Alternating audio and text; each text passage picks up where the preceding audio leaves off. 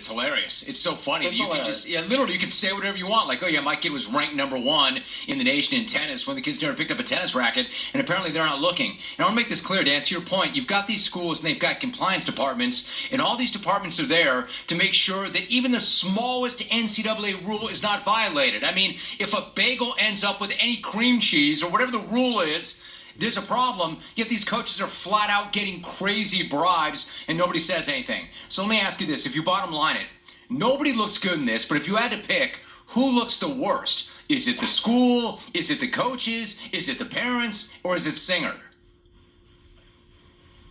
Wow.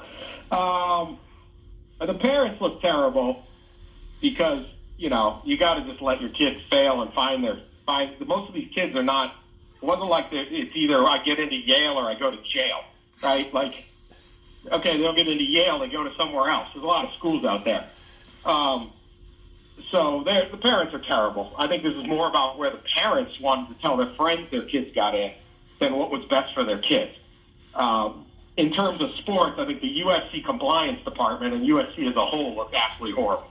I mean, look, USC, and I know a lot of great alums from USC, and they hate the term University of Spoiled Children, right? Like they hate, you live in LA, they hate that. Yes. Well, man, it's a tough one to overcome today. You gotta wear that one today. The idea that this athletic department is just so loosely run, nobody's paying attention. The senior women's administrator is the number 2 person in the entire athletic department, and she's selling out walk-on spots for $1.3 million. That's the definition of lack of institutional control.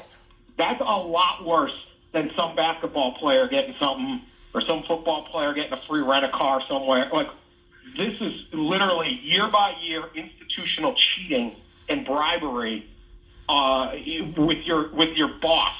And so I just got to think USC. I get why, like, nobody's checking the Stanford sailing team roster. I kind of get that. There was one guy, like, I didn't even, why do these schools even have sailing teams? I don't even know. But USC to me is... So they can charge rich folks lots of money to hide kids on them. That's why. Yeah. I mean, as somebody who's followed so many scandals, one NCAA scandal after another, I guess what you're saying is you look at football players who get paid, basketball players who allegedly get paid. It's got to be some kind of poetic justice, right? That parents are paying for their kids to be water polo players or rowers or sailors. It's hilarious. There was a kid who was supposedly a pole vaulter. Like, go make a pole. You know how hard it is to pole vault? I want to see him try that. They should have, every kid who got in. Totally. Every kid who got in should have to play the sport.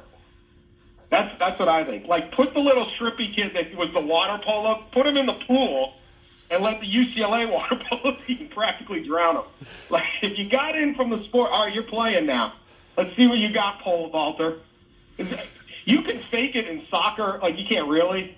Like, they're going to know immediately. But, you can run around, maybe try to kick a ball. You can't pole vault unless you know what you're doing. I'm with you. That's the one. I'd put them in the field. Make them play. Hey, listen, before somebody says it, too, we're not laughing at those people who did all the work, who earned the opportunity, and were doing things the right way. I mean, we're overlooking that at this point. I'm just not making fun of the whole thing.